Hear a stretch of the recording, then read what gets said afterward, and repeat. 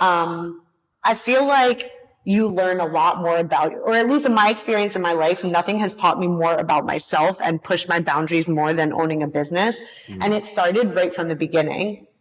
Yeah, I worked for her for 5 years behind that desk. Never once did I feel a type of way about collecting money from people. But that first day that business was mine and somebody came in to make a purchase, they were like, "Oh, how much is a class?" And I was like I almost couldn't say $25 because now you were giving me money, and it was yeah. So it's like I had to go through this whole navigation of even feeling worthy enough to accept people's money or things like that. It's so interesting. Yeah. How long has Fit Factory been in business? So like for me or Fit Factory in general, I'll be 7 years in November.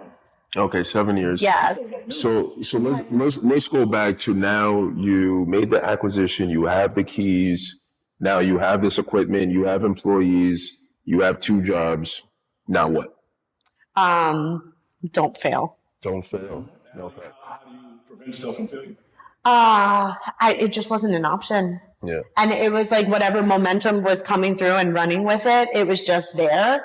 And an old boss of mine had said to me one time, he was like, "You're not going to fail. When you go into business with something that you're passionate about, you'll never fail. You'll always be successful." And I care so much about this community, about the purpose, beyond it just being movement, but like the personal transformation that happens for people when they come here. And I don't even think that people necessarily know that that's what's going to happen when you get here. But because of the level of vulnerability that things like this take, and to be in a group of women, which again, unfortunately, we were saying before, a lot of times when you're in that sort of group, it's not always all love the way that it should be. So when you're embraced by that and you can accept it, you can't help but start to shift as a person. So when you after this acquisition, what were some of the priorities for you? Like, was your main priority in increasing membership, right? So what were the top things on your list? So I feel like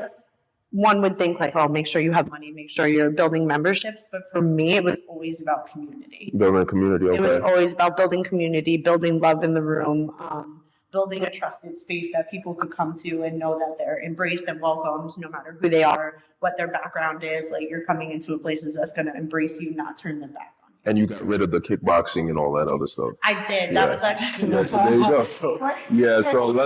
go. So let's not forget about the fact post acquisition you had to make some improvements. I did have to make right. some decisions. So those were the decisions. And here's the tough thing, right? Because now you have instructors that they are kickboxing instructors, and you have to make those decisions like, all right, well, we're going to go in one direction. You're a kickboxing instructor. You're not really part of that next step. It's not fitting the business model. Yeah. Right. You're not part of that next step in the journey. So, you had those decisions to make.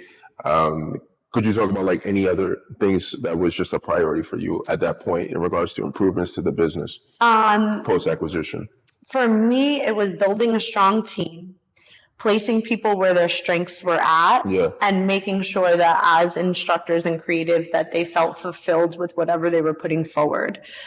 Because I feel like that bleeds into everything. When you have a solid team that feels valued and feels good about what they're putting forward, I feel like you also can't help but obtain success, because that attracts people who also are committed to the practices and committed to the passion. And again, it feeds back into that community.